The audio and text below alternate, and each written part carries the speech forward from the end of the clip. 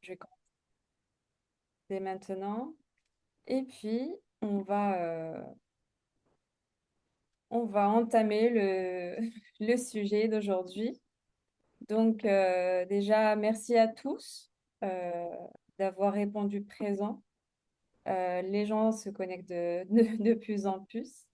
Donc, aujourd'hui, le sujet, c'est un sujet qui revient assez souvent. Et notre webinaire est consacré à l'Oracle Linux Virtual Manager. Donc, il s'agit d'une alternative d'Oracle aux hyperviseurs existants. Comme vous le savez, c'est un sujet, voilà, comme j'ai dit, qui intéresse beaucoup les DSI dernièrement.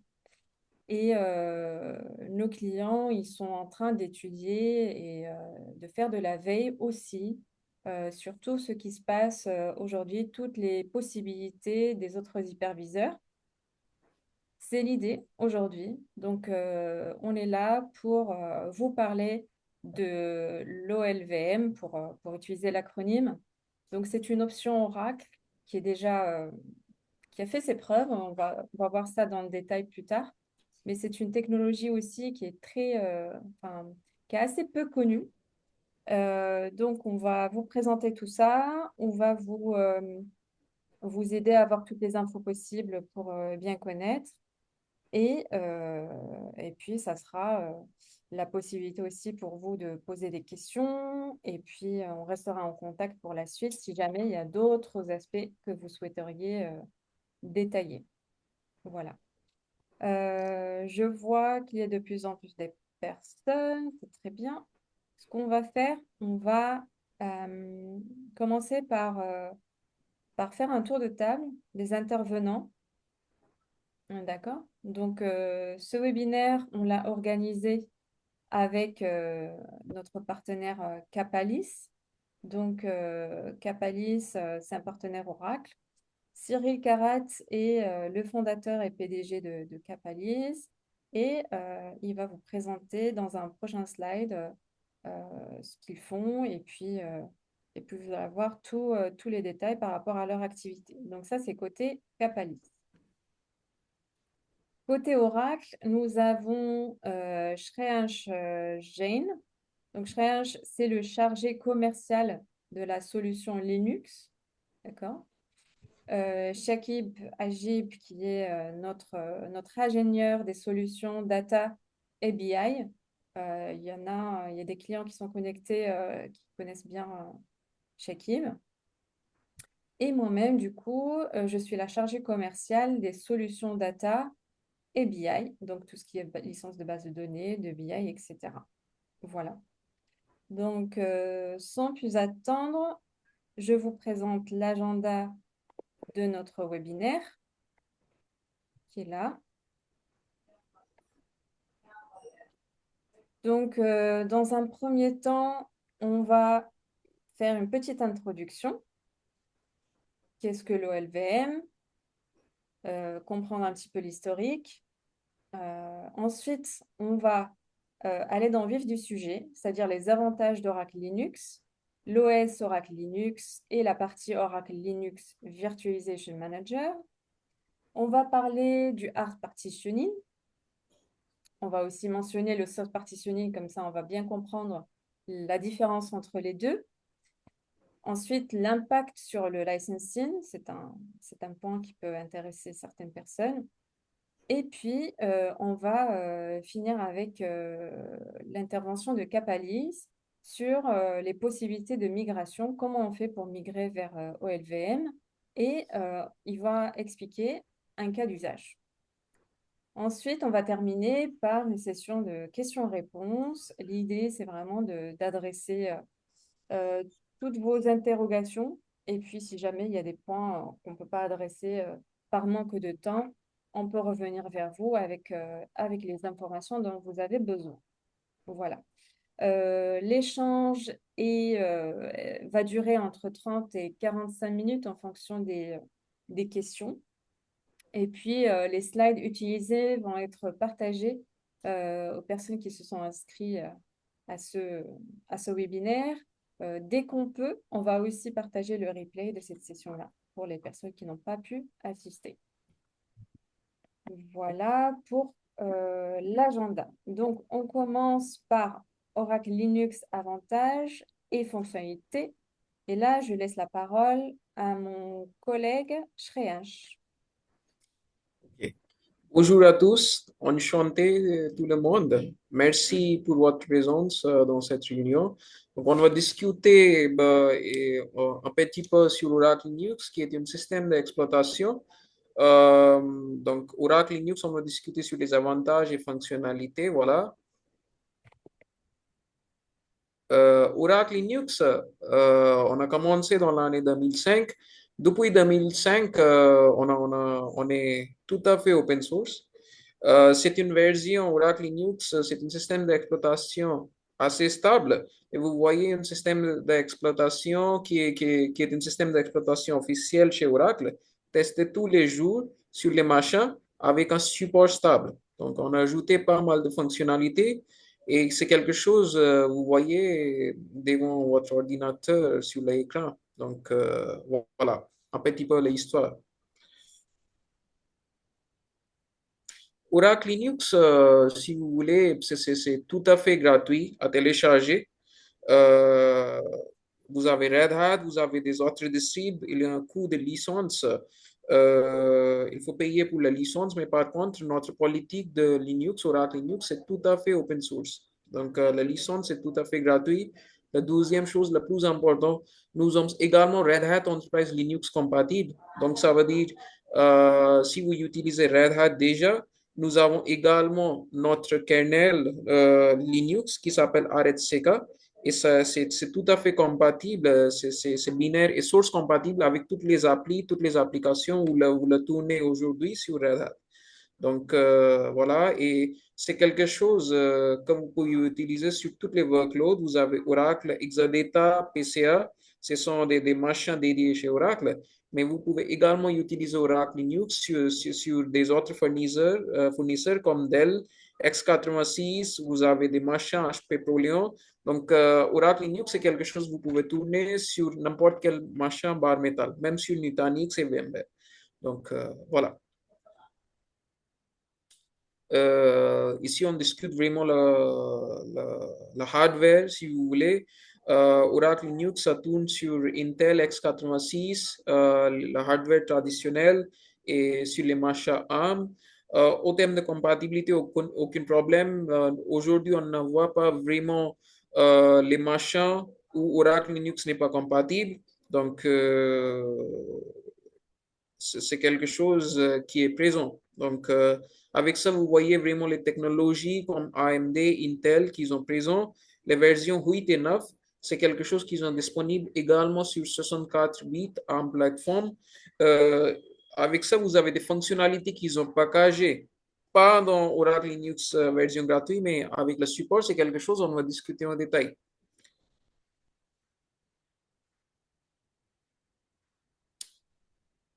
Voilà. Donc, parce qu'on discute sur Oracle Linux, vous ne voyez pas vraiment un système d'exploitation communautaire, mais c'est un système d'exploitation assez stable fourni par l'entreprise Oracle et c'est quelque chose qui est testé tous les jours. Donc, si vous voyez les machins comme Exadata, Database, même sur Oracle Cloud, le système d'exploitation officiel, c'est Oracle Linux. Donc, vous voyez vraiment un système d'exploitation stable avec un support dédié fourni par Oracle. Et même sur base de données, si vous voyez, c'est le seul système d'exploitation qui est certifié et supporté. Même Red Hat, ils ne sont pas certifiés pour utiliser base de données.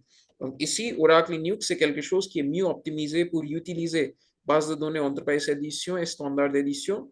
Mais si vous voulez savoir le développement, c'est quelque chose qu'on le fait tous les jours sur toutes les applications Oracle, comme ERP, database. Et donc, vous pouvez faire la confiance parce qu'on l'utilise déjà dans notre infrastructure, cette technologie Oracle Linux, ce système d'exploitation. Donc, ici, OK, bah, on voit des fonctionnalités qu'ils ont inclus dans Oracle Linux Premier Support, c'est ça. Je pense que Sarah, il y a un slide avant, peut-être. Euh, Celui-là? oui, peut-être Ok. avant ça, il y a quelque chose ou avant ce slide. Ah oui, il y a des slides. Euh, je, je, je pense que est-ce que tu peux aller sur sur la dernière slide j'ai présenté, peut-être. Oui.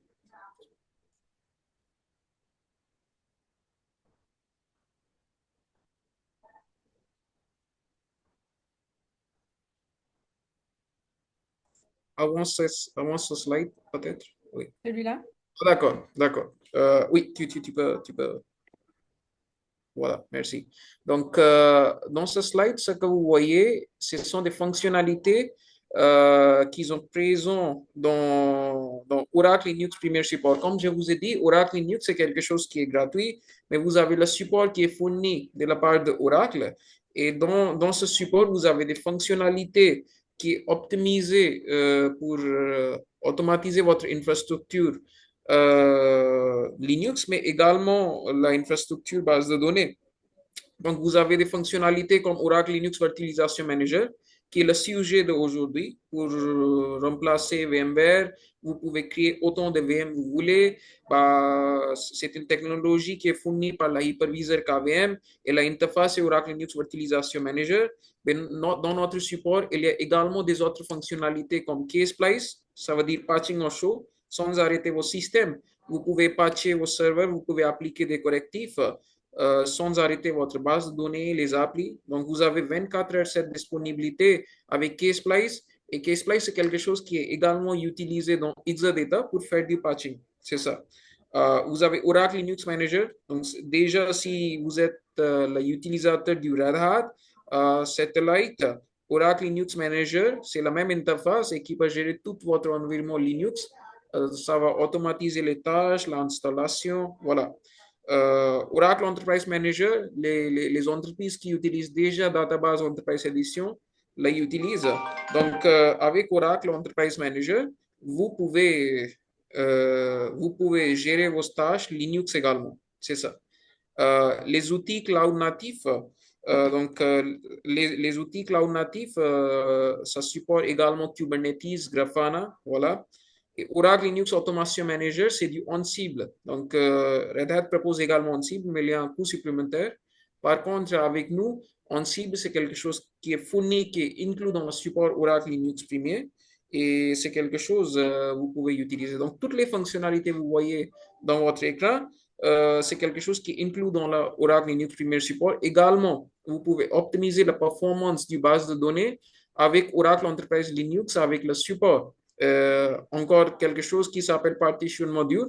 C'est quelque chose que Shakib et Cyril va discuter en détail avec vous, que comment vous pouvez optimiser les licences Database Enterprise Edition avec hard partitioning qui est implémenté sur l'infrastructure KVM, notre virtualisation, notre technologie de virtualisation. Donc voilà, en bref, un petit peu de détails. Il y a pas mal de choses qui sont présentes, mais c'est quelque chose qu'on va discuter en détail. Peut-être on peut faire one-to-one session entre nous pour discuter ou pour vous faire une démonstration.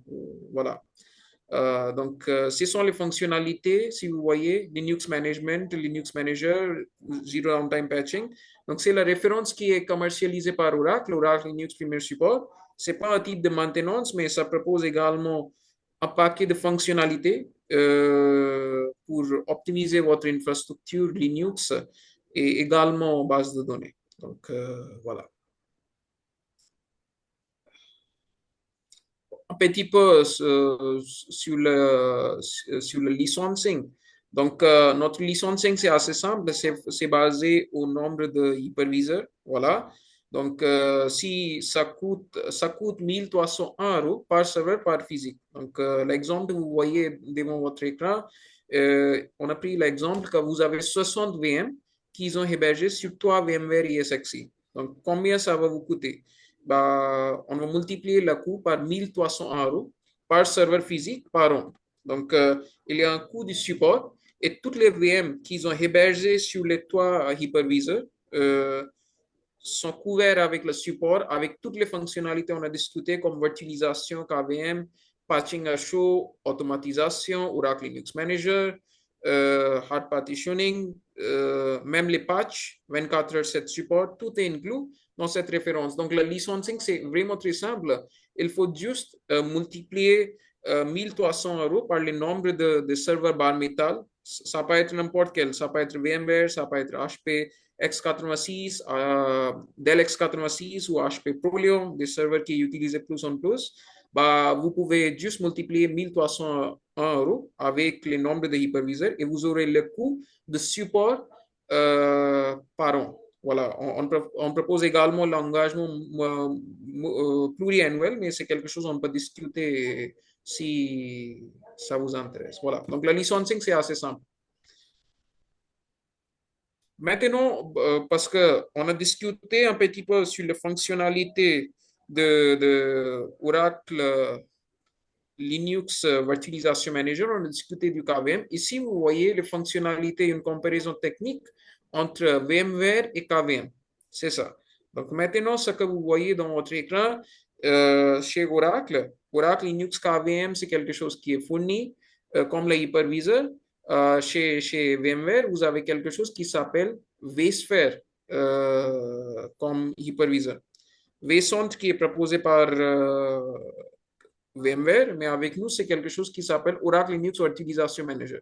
Donc, ici, on nous partage vraiment en détail les fonctionnalités, les outils qu'ils ont présents avec Oracle Linux KVM, pourquoi c'est une solution complète contre VMware et pourquoi ça peut être une solution de virtualisation si vous voulez remplacer VMware.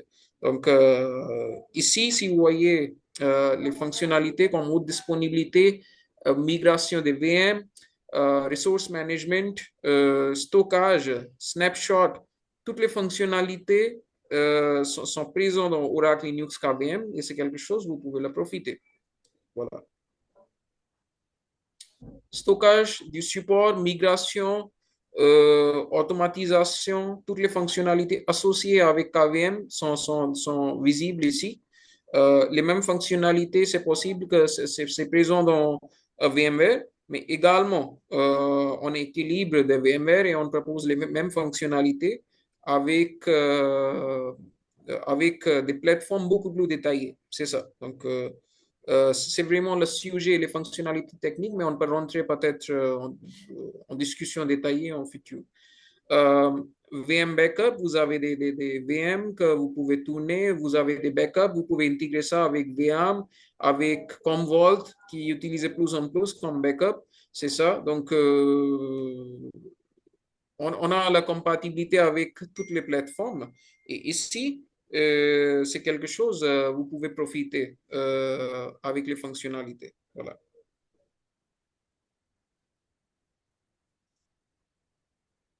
C'est quelque chose qui est très important pour savoir. Si vous utilisez déjà Red Hat, on propose également qui s'appelle, quand on a commencé la réunion, je vous ai dit qu'on est également compatible avec Red Hat. On propose deux types de noyaux. On propose Unbreakable Enterprise Kernel, qui est mieux optimisé pour base de données.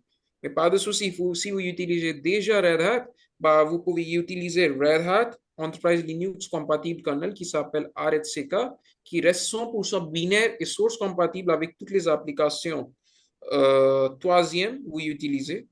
Donc, Oracle, c'est Oracle qui va fournir des patchs. La meilleure chose, il n'y a aucune migration. Il y a juste un switch de 5 étapes. C'est vraiment très facile à faire et ça ne demande pas vraiment une migration dure. Donc, vous pouvez rester sur la même infrastructure Red Hat, mais Oracle va supporter votre infrastructure Red Hat et on va tourner votre Red Hat comme RHC qu'un autre noyau qui s'appelle Red Hat Enterprise Linux Compatible Kernel. Donc, aucun souci de migration. En bref, voilà. Virtualisation, bien sûr, quels sont les avantages de virtualisation? Vous avez la sécurité, uptime, qui est présent avec Oracle. Il n'y a aucun lock-in parce que c'est open source. Et notre virtualisation, c'est quelque chose qui est inclus dans Oracle Linux Premier Support. Ça peut être intéressant pour vous si vous voulez avoir des licences database Enterprise Edition parce que vous pouvez faire le hard partitioning et on est certifié sur Oracle Software. Voilà. Excellente Il reste encore ce slide-là, du coup, Shreyansh. Oui, oui. Donc, d'accord, je pense que c'est encore l'explication de KVM. Donc, oui. D'accord. C'est ça. Donc, sur Oracle Linux Virtualization Manager, voilà, c'est la plateforme, vous voyez, comme vCentre. Vous avez bien utilisé vCentre avec VMware. On a quelque chose qui s'appelle Oracle Linux Virtualization Manager. C'est une interface assez graphique, assez interactive. Et avec ça, vous allez utiliser la hyperviseur KVM pour tourner des VM guest qui s'appelle Oracle Linux KVM. Voilà. Et à la fin, vous allez voir qu'on supporte toutes les autres distribs de systèmes d'exploitation qui se tournent sur CVM. Donc, ça veut dire, si vous utilisez Oracle Linux KVM, c'est pas nécessaire que vous utilisez juste Oracle Linux système d'exploitation sur les VM que vous avez créé avec KVM. Vous pouvez utiliser n'importe quel système d'exploitation vous voulez, comme Red Hat, CentOS, Ubuntu, Oracle Linux. Oracle est assez flexible avec ça. C'est juste que pour vous faire la virtualisation, bah, vous pouvez utiliser Oracle Linux Virtualization Manager et KVM. Et juste à noter, si vous avez pris la licence Linux première, les licences KVM et le support sur KVM, c'est inclus, mais également le support sur les VM que vous allez tourner sur Oracle Linux KVM, c'est quelque chose qui est également inclus dans le coût. C'est où ça devient assez intéressant, voilà. C'est au même prix, tu veux dire, Shreyansh, c'est ça? Tout à fait. Ok. Tout est inclus. Le support sur les VM, la virtualisation sur KVM, tout est inclus dans le même coût. Il n'y a aucun coût supplémentaire. Tout est packagé dans ce coût. C'est ça. Donc, un petit peu sur les fonctionnalités Oracle Linux Virtualization Manager, bah, vous avez pas mal de plateformes d'utilisation qui sont disponibles, mais avec nous, nous sommes open source, mais également on propose pas mal de puissance pour faire du backup, migration live, vous pouvez prendre les snapshots pour le progrès que vous avez fait sur des VM, haute disponibilité, vous avez des architectures qui sont disponibles actif-actif ou sinon actif-passif. C'est quelque chose qui sont tout à fait compatible avec l'infrastructure base de données. Si vous tournez Oracle RAC, Oracle Database avec Golden Gate, c'est quelque chose qui fonctionne vraiment très bien. Donc, et vous pouvez optimiser votre infrastructure avec le monitoring du Grafana. Donc, vous pouvez voir en temps réel l'analytique de VM, comment ça fonctionne, s'il y a des problèmes. C'est quelque chose que vous pouvez monitorer en temps réel. Voilà. C'est vraiment un exemple d'architecture, bah, un site primaire avec un site secondaire. Si ça ne fonctionne pas, vous pouvez utiliser Ansible pour automatiser votre infrastructure en cas d'échéance. Donc, voilà.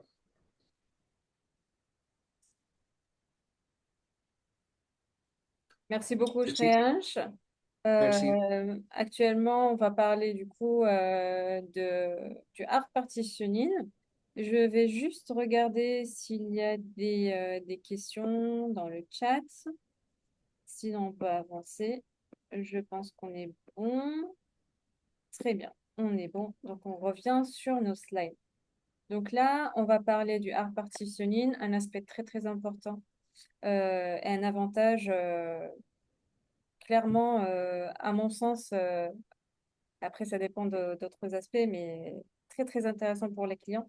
Donc, je laisse la parole à Shakib pour nous parler du hard partitioning.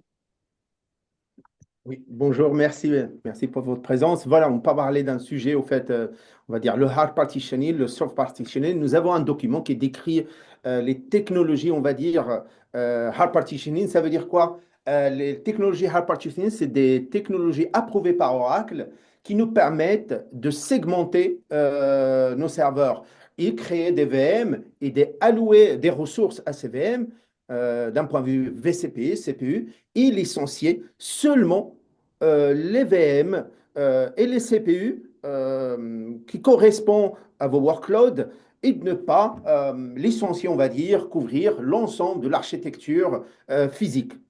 C'est un document qui est vraiment qui décrit l'ensemble des, on va dire, des solutions qui sont approuvées par Oracle Et OLVM avec KVM, c'est une technologie qui est, on va dire, euh, nous permet de définir, de déployer nos VM avec les workloads Oracle, avec les applications Oracle, que ce soit la base de données Enterprise, soit la partie, par exemple, WebLogic, tout type d'application.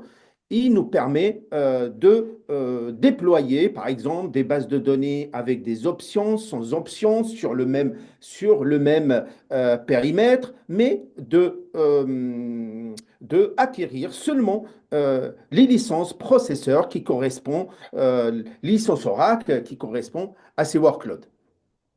Vous voyez, ça, pour la partie soft partitioning, euh, euh, nous avons une partie qui a été approuvée par Oracle, par exemple, les LPAR, la partie KVM, OLVM, qu'il faut suivre pour pouvoir déployer. Mais la partie soft partitioning, en fait, on va dire, c'est la segmentation logicielle d'un point de vue OS ou un système de virtualisation, par exemple, VMware ou autre. Euh, c'est considéré que c'est du source partiel n'est pas autorisé. On va dire, on ne pourra pas licencier seulement au fait les VM qui contient de l'Oracle. Ça veut dire pour déployer de l'Oracle sur ces architectures-là, il faut couvrir l'architecture physique et on va dire le champ de déplacement de ces, on va dire, de ces machines virtuelles, si vous êtes dans le cas de la virtualisation. Vous avez, par exemple, plusieurs documents qui décrivent la partie hard partitioning et comment l'utiliser dans le cas de Oracle Linux KVM. Il faut suivre des étapes pour bien configurer, on va dire, les VM. Et à ce moment-là, vous pouvez déployer, comme il a décrit chez Ryan, par exemple, les bases de données Oracle Enterprise avec des options, des WebLogic ou d'autres applications sur le même architecture et vous n'avez qu'à licencier seulement, on va dire, les VM et les vCPU alloués à ces machines virtuelles. Voilà. Nous avons un document qui décrit très bien comment faire et si vous avez des questions, n'hésitez pas de nous solliciter. Exactement, Shakib. Donc, pour reprendre ce point-là, l'impact sur le licensing. Donc là, par exemple, on a un serveur avec 32 cœurs. Normalement, si on avait juste du soft partitioning, donc là, c'est pas quelque chose qui est reconnu par Oracle.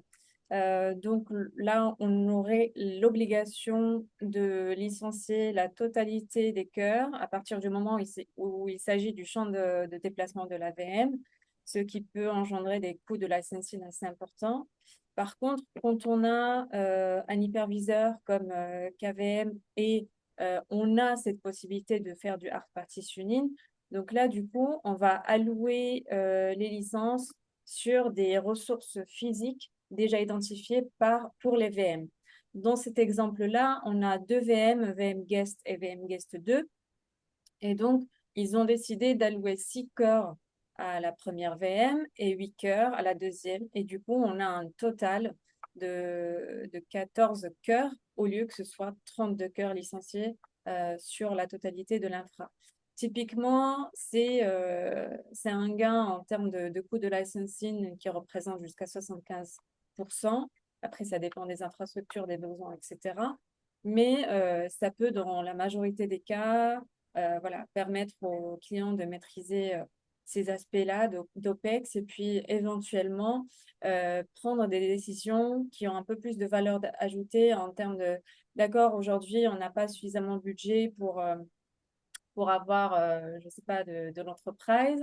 Par contre, si on peut faire du hard partitioning et vraiment licencier dans des environnements virtuels juste la partie dont on a besoin, on va peut-être dégager du budget pour passer sur l'entreprise ou peut-être avoir plus de licences pour plus de besoins, plus de compute. Donc, on enlève cette contrainte, ce qui peut en soi donner beaucoup de liberté à nos clients pour gérer efficacement leur budget Oracle et licensing. Voilà pour ma part. Alors, je passe du coup Ça reprend à peu près la même idée. Donc, que ce soit dans l'entreprise ou de la standard, on a toujours cette possibilité de faire du hard partitioning. Et donc, on incite sur ce qui est rouge. Donc, on a juste besoin de licencier le nombre de cœurs physiques où la VM sera attachée. Voilà, donc ça peut être très, très intéressant. Et nous avons déjà beaucoup de clients qui ont fait ce pas. Ils ont passé de leur hyperviseur, voilà, on va dire historique aux solutions Linux KVM. Et voilà, Capalis aujourd'hui, donc avec nous Cyril, il va nous parler de ces chemins de migration, comment eux, ils ont accompagné certains clients dans cette démarche, c'est quoi le cas d'usage, etc. Et puis, on va voir tout ça dans le détail. Je te laisse la parole, Cyril. Je ne sais pas si tu... Très bien. Tu Ah, m'entends? parfait, super. C'est Très bon. bien, oui. Merci, Sarah. Alors oui, rapidement, donc Capalis, Capalis qui fête ses 30 ans ce mois-ci d'ailleurs. Donc voilà, une belle longévité et partenaire d'Oracle depuis 25 ans maintenant. Euh, pour ceux qui ne nous connaîtraient pas, donc nous avons un double ciblage qui est celui de CSP, c'est-à-dire que nous sommes Cloud Service Provider, cloud privé, cloud hybride et cloud public, comparable à ce qu'on trouve dans les clouds publics, hein, puisque aujourd'hui avec OpenStack par exemple, on peut proposer des solutions comparables à ce que le cloud public offre, ce qui veut dire que effectivement nous sommes présents dans un certain nombre de data centers et de points de présence, et puis nous sommes également cloud managed service provider, c'est-à-dire que nous administrons pour des grands comptes leurs tenants, qu'ils soient Oracle ou autres. Voilà, nous sommes plus particulièrement spécialisés dans la gestion des données et des infras. Et donc, à ce titre, nous sommes également opérateurs au sens du RIPE et Local Internet Registry, donc LIR, certifié ISO 27001 et HDS, ce qui nous permet à la fois d'héberger, mais aussi, bien sûr, d'opérer ou d'administrer dans un contexte voilà, certifié et sécurisé, autant que faire se peut. Nul n'étant à l'abri, évidemment. Alors, pour ce qui est des cas d'usage, aujourd'hui, plusieurs solutions se présentent en termes de migration. Donc l'idée, c'est de... Alors on part un petit peu par la fin, ou on part par effectivement l'arrivée. Euh, on évoque ici la migration, c'est-à-dire qu'on présuppose, mais on verra ensuite en détail comment on monte une architecture OLKVM, mais là on présuppose qu'elle est montée et comment je déplace en fait mes machines virtuelles d'un environnement classique, donc qu'il soit VMware, Hyper-V, etc., vers Oracle Linux KVM. Donc plusieurs solutions. Le do it yourself, c'est-à-dire que chacun peut le faire par lui-même, c'est pas insurmontable. Dès lors, vous avez des ressources techniques dans la DSI, c'est tout à fait possible. Vous avez plusieurs scénarios qui vont de l'outil spécialisé ou dédié en tout cas, notamment l'outil qui est présenté ici, l'outil open source OVIRT V2V, donc virtual to virtual.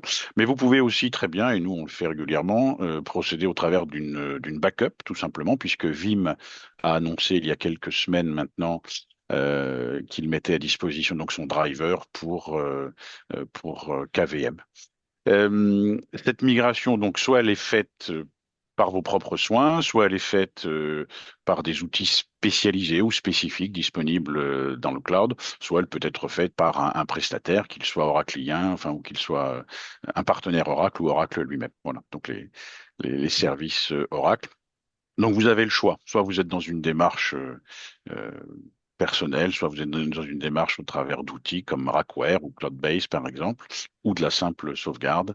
Et puis vous pouvez aussi faire appel à Oracle. Alors ensuite, on a effectivement sur la slide suivante, Sarah, donc un cas d'usage. Alors c'est un client qui migrait, je vous en ai pris un ici, mais en fait le scénario est sensiblement toujours le même. Donc vous avez un client qui sur la partie gauche possède aujourd'hui du bar métal avec de l'hyperviseur dessus. Alors peu importe la localisation hein, de ce serveur, il peut être chez le client, on-prem comme on dit, mais il peut être aussi dans un cloud privé ou dans un hébergement proche. Et puis, il peut être aussi éventuellement chez un cloudeur plus important, public, qui propose aujourd'hui, certains proposent aujourd'hui des plateformes dites VMware, enfin qui sont des VMware sur du bar métal, mais qui pour des raisons de budget sont difficiles peut-être à gérer aujourd'hui. Donc, on part de cette plateforme-ci et puis on se retrouve donc sur la partie droite avec une architecture typique au LKVM. Alors, l'architecture, au début, elle est un tout petit peu difficile à comprendre, enfin pas plus que ça, mais il faut relire 3 ou 4 fois la documentation. Et comme vous le voyez ici, en fait, vous devez disposer de ce qu'on va appeler un manager, donc qui est une machine dédiée, de préférence physique. Donc, ce qui ici est libellé comme étant un engine. En fait, l'engine qui est déployé, c'est celui d'OVIRT, donc le moteur de virtualisation de Linux. Donc, vous avez un manager qui va superviser ce qu'on appelle les hôtes. Alors, la petite confusion, souvent, elle vient entre ce qu'on appelle la VM et l'hôte, hein. L'hôte est une machine qui va accueillir les VM. Donc, tout à l'heure, on évoquait le rapport qu'il y a entre vSphere, vCenter et un ESX, par exemple. On retrouve en fait cette même construction. Donc, une machine qui manage les hôtes, qui sont eux-mêmes des machines physiques sur lesquelles posent les VM. Donc, pas tellement de différence par rapport à une architecture commerciale classique. Euh, Tout ceci est disponible à partir du noyau Linux 2.6.20, alors qui est un noyau maintenant qui a quelques mois, pour pas dire quelques années, donc tout le monde est éligible, il n'y a pas de souci. Le client en question avait donc son hyperviseur sur une machine biprocesseur 36 cœurs. Donc pour ceux parmi vous qui connaissent les joies du licensing Oracle, ben, vous comprenez bien que c'est extrêmement douloureux, puisque Oracle demande à licencier l'intégralité des cœurs physiques. Alors, c'est pas d'ailleurs uniquement les processeurs, hein, on va jusqu'au cœur physique, bien sûr. Et la raison est simple, c'est que Oracle considère que la puissance est là, la puissance est sous-jacente dans un VMware, et que donc le client peut à tout moment accélérer ou débloquer des cœurs ou élargir sa surface de cœur. Et donc, la seule solution, et on la voit sur la backup, sur la slide suivante, la seule solution, c'est donc d'utiliser ce que Shakib évoquait tout à l'heure, le hard partitioning. Là, ici, vous avez un petit extrait en fait d'une commande un petit peu cabalistique qui va être lancée sur votre machine hôte qui, elle, doit se référer à son manager, donc l'autre serveur, pour aller valider ce qu'on appelle le pining de CPU. C'est-à-dire qu'en fait, vous faites tout simplement, enfin tout simplement, KVM va tout simplement faire un lien qui n'est plus dissociable, qui n'est plus modifiable. Il va faire un lien entre votre VM, c'est-à-dire ce que vous voyez de votre VM vos vCPU, vos cœurs, pour faire simple. Donc les vCPU que vous déclarez sur votre VM sont physiquement liés à des cœurs bien précis. Ce qu'on appelle aussi l'affinité dans le langage technique. C'est-à-dire que aujourd'hui, quand vous utilisez un hyperviseur classique, vous déclarez 2 vCPU, 4 vCPU, 8 vCPU. Vous déclarez le nombre de vCPU que vous voulez. Pourquoi Oracle ne reconnaît pas cette technique-là? Parce que vos vCPU ne sont pas liés un pour un à un cœur. Et que donc, si vous avez 7, 8, 10, 32 cœurs, eh bien, en réalité, vos deux vCPU, qui sont software, qui sont virtuels, peuvent se déplacer sur ces différents cœurs. Alors, ils peuvent se déplacer, d'une part, ce qui en soi n'est pas gravissime, mais ils peuvent se déplacer et surtout, vous pouvez en modifier l'affectation. Avec l'outil inclus dans KVM, vous figez un vCPU avec un cœur. L'affinité, et c'est pour ça que vous avez cette petite copie d'écran ici, hein, l'affinité est fixe, vous ne pouvez plus bouger. D'ailleurs, elle est clairement indiquée puisque vous voyez que la CPU Affinity, donc en fait les deux premiers cœurs, le 0 et le 1, sur un total de 12, sont figés, verrouillés sur le premier vCPU, qui est le vCPU 0. Et en dessous, le vCPU 1 est lui-même figé ou alloué, lié aux deux premiers cœurs, le 0 et le 1, sur un total de 12. Et donc, c'est cette commande ici qui permet à Oracle de savoir que vous avez fait ce lien, vous avez fixé, vous avez figé, et donc vous respectez les contraintes ou la compliance Oracle en termes de licence. Alors, ce qu'il faut bien voir avec OLKVM, c'est ce n'est pas qu'une question de licence, ce n'est pas que pour de la compliance de licensing Oracle que le produit est intéressant. Il est intéressant, évidemment, en rapport avec son coût, il est intéressant pour la compliance, il est intéressant comme alternative à VMware, et on reviendrait plus ou moins à une notion de coût. Il est intéressant parce que c'est aussi la technologie utilisée par Oracle sur tout ce qui est toutes ces machines, toutes ces exa-machines, donc l'Exadata par exemple, ou L'ODA. l'ODA. Merci beaucoup, Sarah. Voilà.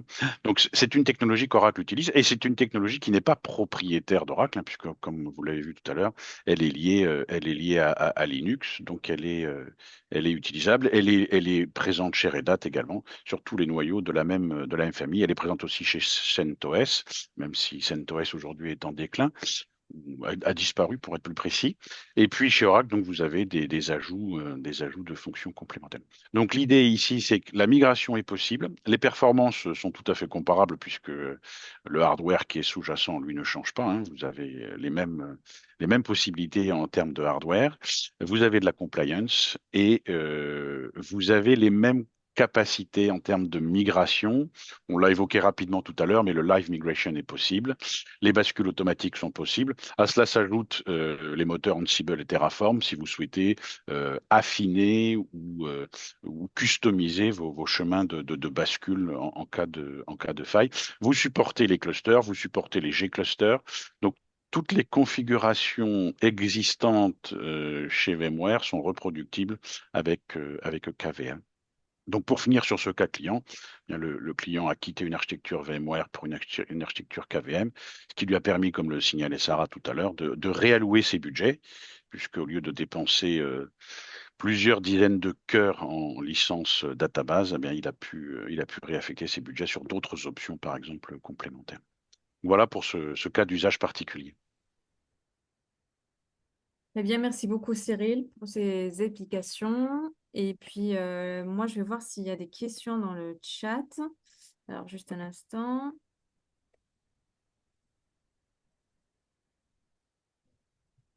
Non, on n'a pas de questions. N'hésitez pas, hein, si vous avez des questions.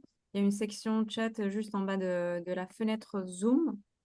Et vous pouvez nous poser vos questions. S'il y a un détail que vous souhaiteriez revoir, là, vu qu'on a encore quelques minutes.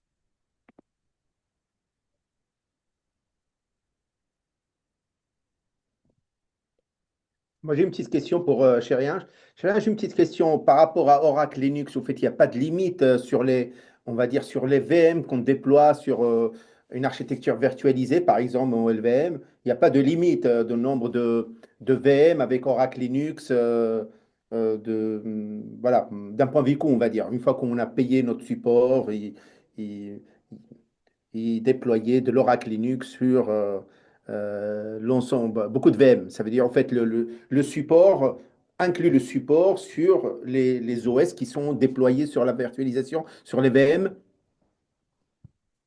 Oui, tout à fait. Donc, c'est une très bonne question, Shakib. Maintenant, c'est juste on compte les hyperviseurs. Sur les trois hyperviseurs aujourd'hui, si vous avez 60 VM et demain, si vous avez 600 VM, il n'y a aucun coût supplémentaire, tout est couvert, il n'y a aucune limite de VM. Donc, c'est juste que les VM sont hébergés sur les trois hyperviseurs où vous avez déjà payé le support. Et si vous augmentez les hyperviseurs qui sont hébergés sur plus de hyperviseurs, il faut juste payer pour l'hyperviseur additionnel. Mais on ne compte pas vraiment des VM. Vous avez tourné sur KVM au normal. Il n'y a aucune limite de VM, je vous confirme.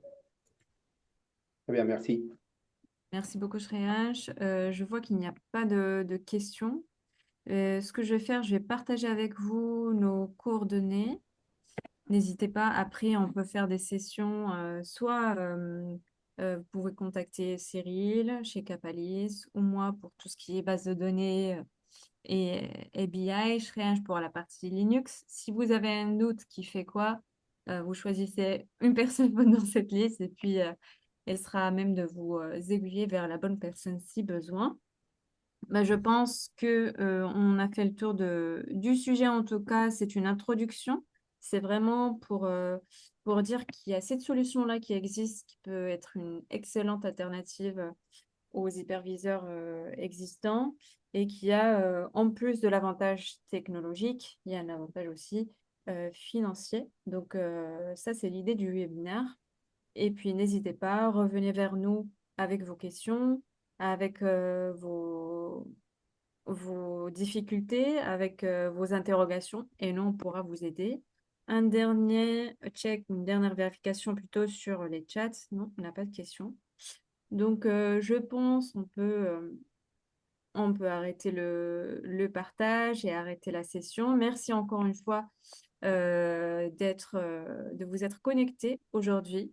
Et puis, on restera en contact pour la suite. Merci à Cyril de Capalis pour ta collaboration avec nous aujourd'hui et pour tes explications et ton aide euh, constant sur des solutions comme ça et sur des migrations pour les clients qui en ont besoin.